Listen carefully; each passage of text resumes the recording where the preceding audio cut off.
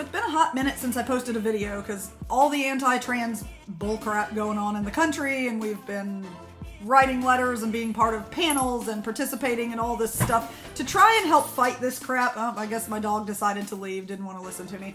Anyways, and so we have been very busy fighting for your rights. We do that here at this clinic, and we're not shy about it.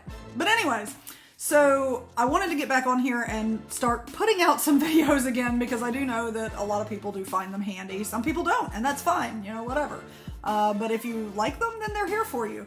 And today's topic is needle anxiety, and not just like really for the people who are getting started on injections. This is more for people who have already been on injections and just for whatever reason suddenly develop a specific anxiety towards giving themselves a shot. And usually what I see is, you know, they start on injections and slowly over the course of time, they start messaging me saying, is there some other way I can give a shot? It's starting to get harder and harder to work myself up to it. I feel like it's harder to even push it in the skin and stuff like that. And I usually see that start somewhere after about 3 months of being on injections. And partially I think that the reason in the beginning it's doable for them is because everyone's always super excited to start hormone therapy, and so it's like, yeah, this is worth it. And then you start overthinking things as time goes on, and it becomes more just kind of like, all right, this is what I do every week.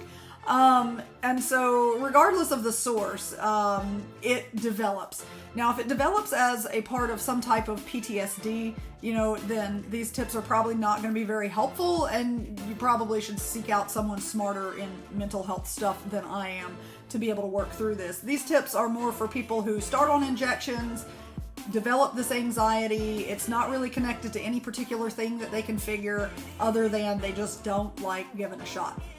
So these are just a couple of tips and things.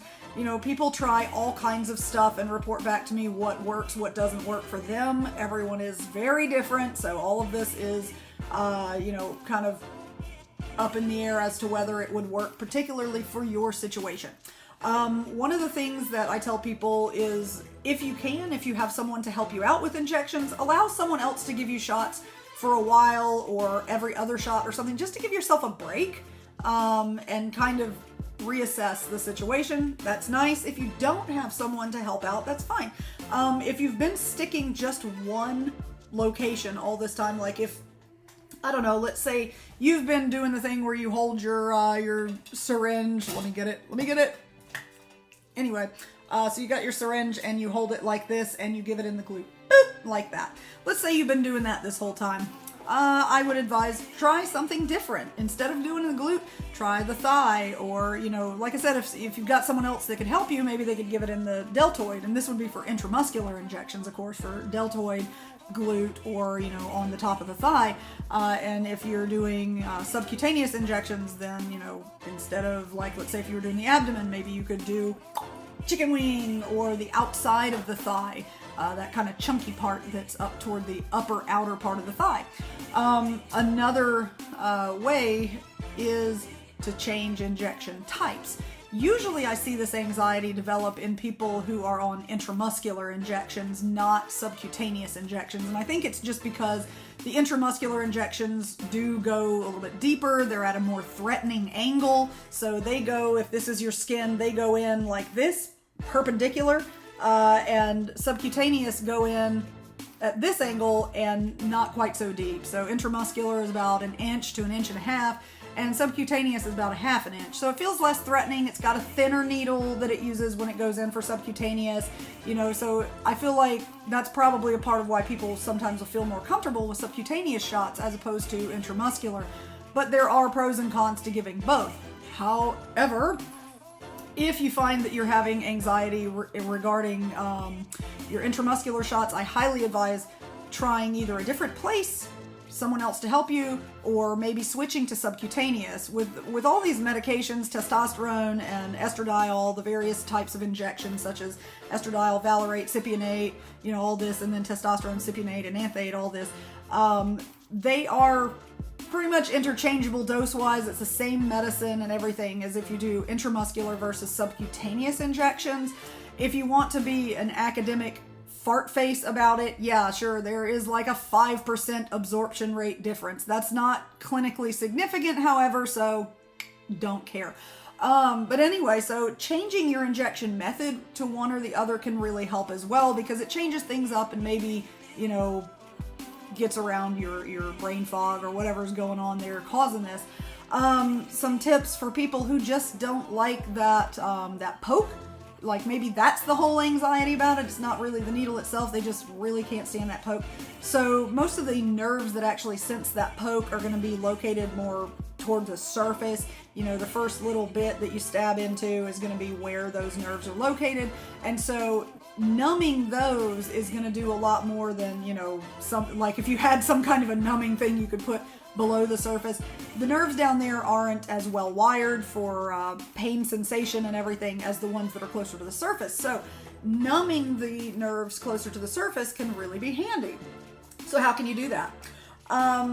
A good cheap option is to get a piece of ice, wrap it in a cloth or something, so it's not like just ice on skin, and apply it as if it's like an ice pack to the area that you're going to be injecting.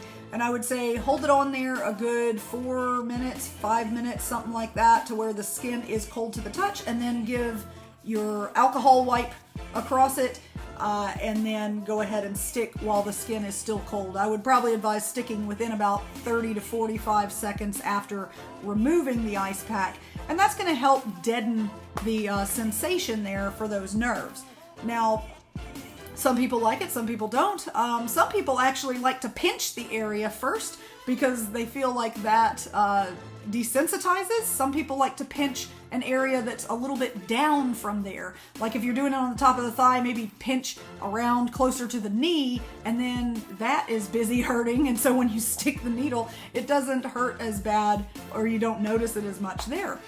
There's actually a little device. I'm going to look online and see if I can find it. It looks like a little flat piece of plastic, and on one side it has these little poke-pokes, just tiny little poke-pokes, and you put it on your skin, and there's like an opening or a hole in the middle where you stick your needle. And so the point behind this is supposed to psych your brain out, so that when you push those little poke-pokes down onto the skin, and you're supposed to hold it, I think, for like a couple of minutes there. So you're pushing those poke-pokes down, and it's going to be activating and interfering with those nerve signals to the point that when you stick, you're barely even going to feel it, if you feel it at all. Now, I have had patients use this, and they've said it works, it doesn't work, whatever, to each their own. I tried it on my husband, and he said that while it did kind of distract, he didn't really, he's never been bad about getting shots anyway, but I mean, he said that he felt like it did kind of distract, but also he was so hyper focused on trying to be able to report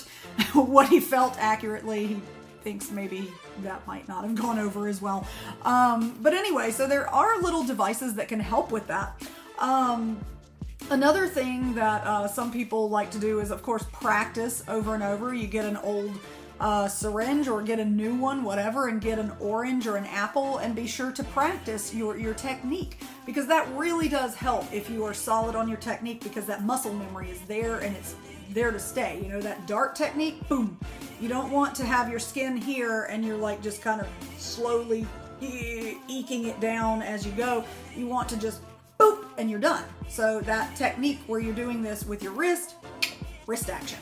Anyways, so that is another thing, is being confident with your muscle memory. So practice makes perfect. It really does. Let's see, another set of things that people find useful. So there are these things called auto injectors, as in automatic injectors. You can purchase them online. You need to look and see what size syringes and needles they'll accommodate. But essentially what this does is, it's usually a fairly decent sized plastic contraption, maybe about that, is that big around, and about yay big. And what they do is you either insert your syringe into it, or it attaches to the side of it, depends on the model that you get. And what it does is then it takes this wrist action of sticking out of the picture. And it can also sort of hide you seeing the needle and syringe as well, if that's part of the anxiety.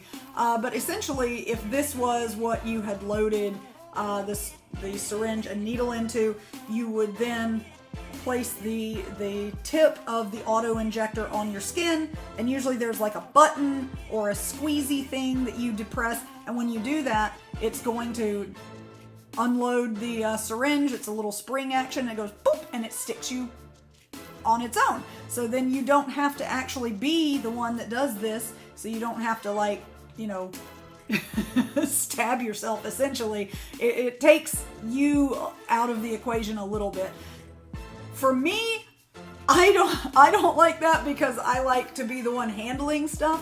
But a lot of people really like the auto injectors.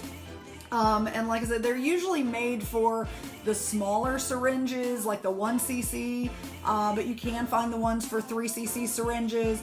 And like I said, also look at the length of needle that they will accommodate. It's not so much the gauge of the needle, it's going to be the length of whether it accommodates a 1/2 inch or a 1 inch or whatever. But you want to be sure that whatever it does, you have the appropriate equipment to use with it, or else it's not very useful. But anywho, so that's an interesting thing to look up, as well as, like I said, that little piece of plastic. Oh, if I can just remember it. If I find it, I'll post the word for it here on the screen whenever I do my editing. But anyway, so that little piece of plastic that you can put on your, with the little pokey pokes. So these are pretty useful. They're fairly cost effective. Like, they're not going to be like hundreds of dollars or anything. Like, auto injectors usually run somewhere between 30 and 50 bucks. There are ones that cost upwards of 100. It really just depends on what you're looking for. Do you want the syringe completely hidden? Do you want, you know, are you somebody that has difficulty squeezing, so you need like a button depressor or whatever? So I mean, it's up to you and your physical ability and everything as to what you could use easiest. But anyway, I'll try and find those and put either their names or a link or something here whenever I do my editing. And I don't endorse any specific product. It's just going to be whatever I happen to find first, just to give an example, so that you can know what I'm talking about. But anyways, so that's essentially it. This is a real thing that occurs. It's injection anxiety that just is onset for no reason. You're not alone. It is so common, and you can work through it. Most people do just push through it. They get through it. If you find that you can't, I mean, like I said, you can always try something other than injections, but I do highly recommend, if all these other little tips like numbing and stuff like that don't work, changing from, you know, like intramuscular to subcutaneous, because subcutaneous injections a lot of times feel a lot less threatening and a little bit easier to accomplish. All I would add about subcutaneous injections is that when you're using those thinner needles, like I would advise maybe a 27 gauge to do testosterone and or estradiol. Remember, T and E is very thick, and the thinner needle that you use, the harder it is to pull it up and push it out. So if you're used to using like a 23 gauge for your intramuscular injection, and you go to a 27 gauge, it can be kind of difficult to adjust. But it's not impossible. You can always get like a larger needle, like an 18 or a 20 gauge to use for just drawing the medicine up, take it off, and then put your 27 gauge on for injecting. Anyway, so those are little helpful tips. I really hope that this helps some people move past that. I love y'all. Good luck.